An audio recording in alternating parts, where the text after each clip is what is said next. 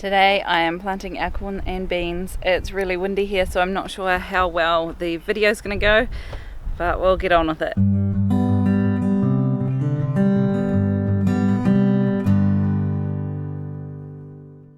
G'day there, I'm Dana from Pewakaka Valley Homestead. Today I am getting out in the garden. We've got a ripping nor'wester which is quite windy, so hopefully it's not affecting the sound too much.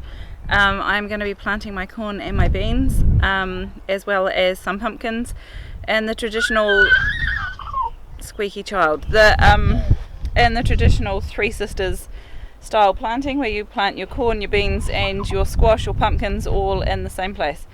So they are well and truly ready to be planted. It's Labour weekend here, which is traditionally when you will plant things out. All the risk of frost is gone, and generally speaking the weather starts to improve from here on out. I also have a toddler trying to pull my trousers off. Yeah, so I'm going to go and we're going to clear the garden bed that these are to go into and get them in the ground. It's been 2 weeks since I put the onions in the bed beside here, and I can't believe how much this grass has grown in that amount of time. It's probably tripled in size. It's predominantly barley and a little bit of oats from the bedding that was tossed in on here. So hopefully it'll come out pretty easily. So first job is to clear this, and then I can get planting. Under here I have put, I amended the soil with a couple inches of compost and then put on some wood mulch, and then we actually cleaned out the animal shed, so we've put a few layers of that down as mulch as well. So I'm going to be planting the corn and the pumpkins right down into the actual compost down at the bottom, but first I've got to get all this grass off the top.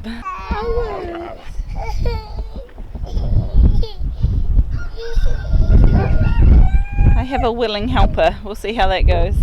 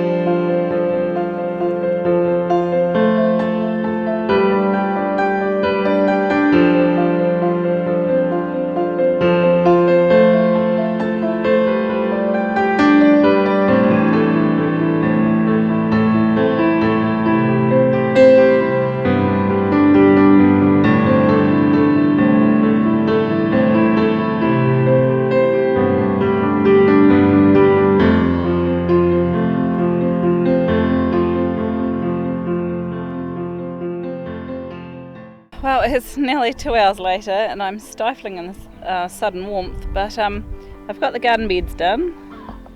They're looking a lot better.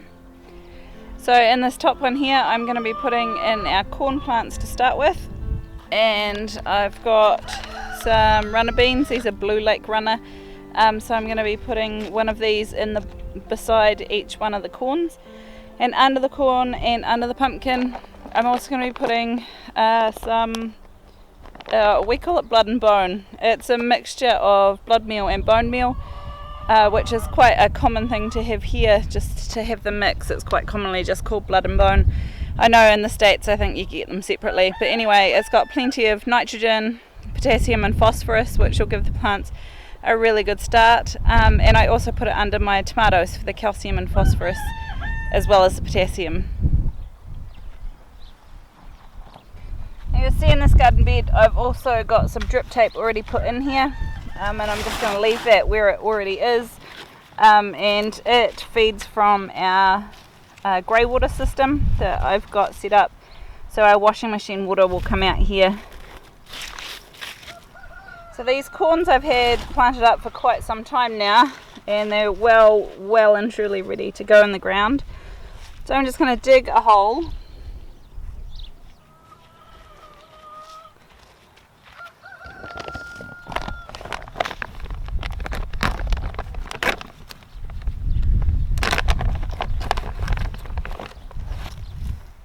Add probably about a teaspoon or so of the blood and bone. I don't have a specific measurement, I just put a sprinkle. And then pop my corn in. And you can see these guys have got stupidly long roots. But that's alright, we'll just tuck them in nice and deep.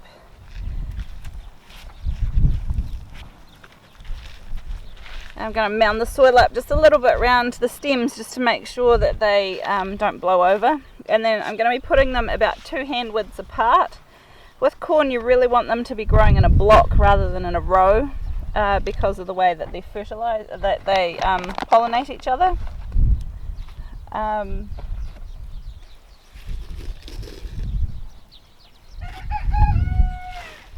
So these guys will be going in a block. I've got 50 in this tray and 50 in the other tray, and I'll put them 2 hand widths apart sideways and then 2 hand widths apart the other way as well, this way, which I'm not sure how much you can see on the camera, but the camera keeps falling over because the dirt's so soft, so it is what it is. Where's my hook? This is my absolute favourite weeder, and I also use it for digging for planting stuff as well. It really helps loosen the soil up. I do, however, have quite a substantial blister from it.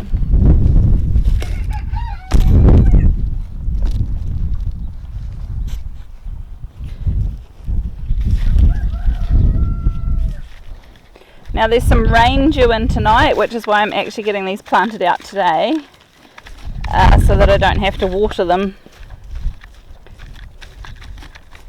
But if for whatever reason the rain doesn't come, I will have to get out here and give them a bit of a drink.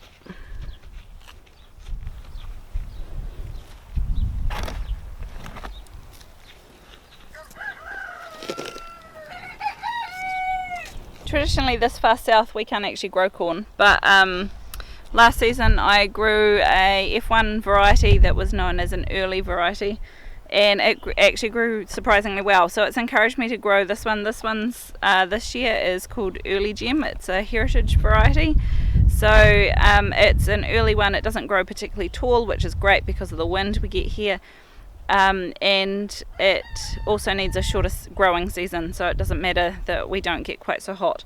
It won't grow quite as many ears per stalk, but for us, that's, if it's the best we're going to get, it's the best we're going to get, and we're going to try and keep some of the seed from it too, so we'll see how that goes. So I'm going to work my way along here, planting in the corn and popping a bean in next to each of them, probably about an inch or two away. The idea with the Three Sisters garden is that the corn grows up, the beans grow up using the corn stalks as a pole, and the beans provide some nitrogen, and then the squash or pumpkins or whatever you choose to grow underneath help provide some ground cover, help keep the weeds down, and they just kind of make the most of the space that's happening down below. This is the first year that I'm going to add beans into the mix properly. Last year I kind of did it, the garden bed that I grew the corn in. I did have some pumpkins growing underneath, and then there was a row of beans along the side, but they had their own trellis. So this year we're going to give it a go in this garden, and we'll see how we get on. No harm done if it doesn't work. And these garden beds haven't actually been used before, so this is their first season, so I'm expecting some weed pressure, so I'm hoping that the pumpkins will grow all over and help keep those weeds down. Where did I put my beans? There.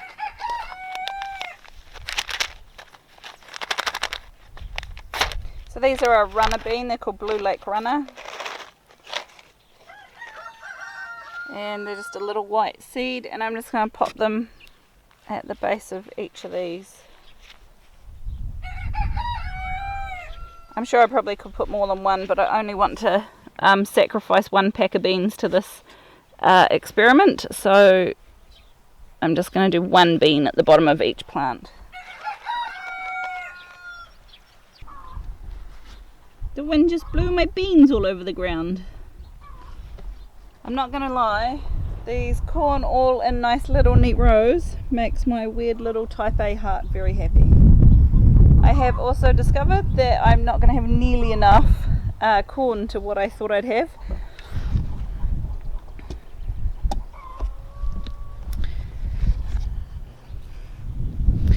So next year I will plant, instead of 2 trays of corn, I think I'm going to do 8, because these 2 trays have pretty much done half of one of the rows that I want to do. The really good thing is I'm really happy with the size of them, and I keep quite an accurate food log of what I plant and what I sow and when, and then I can just go back and add into it.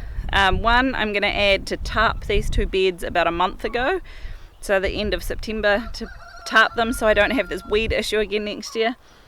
And also I'm going to go back to my corn and say I need at least 4 times as much as what I've actually grown.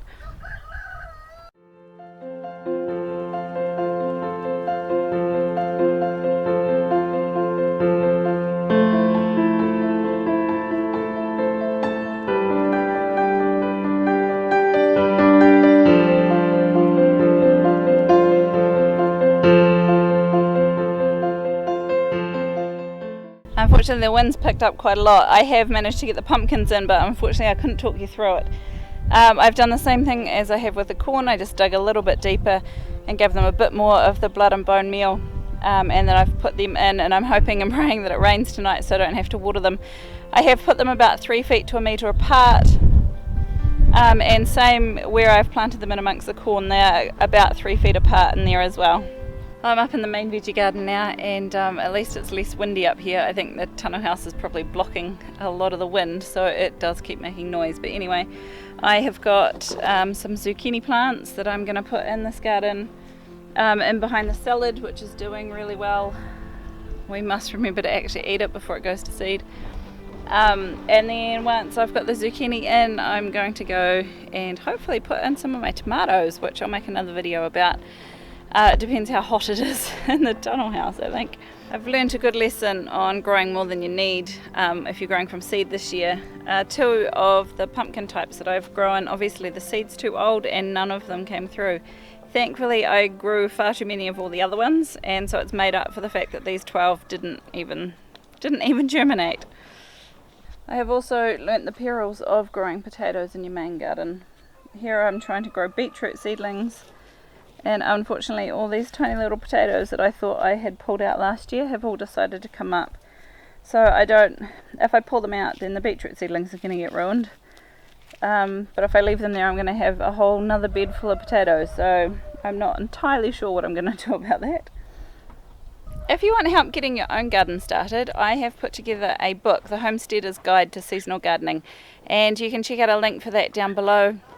You can buy it through my website. It's also on Amazon. If you want a physical book, you can buy it through Amazon, and it will take you through exactly what you need to plant when for each of the seasons, depending on what zone you live in. And it's got lots of handy tips on how to grow food, how to start a garden, storing, harvesting, all sorts of bits and pieces. So maybe check that out. So I hope you've enjoyed this video. If you have, hit the like button, consider subscribing to our channel.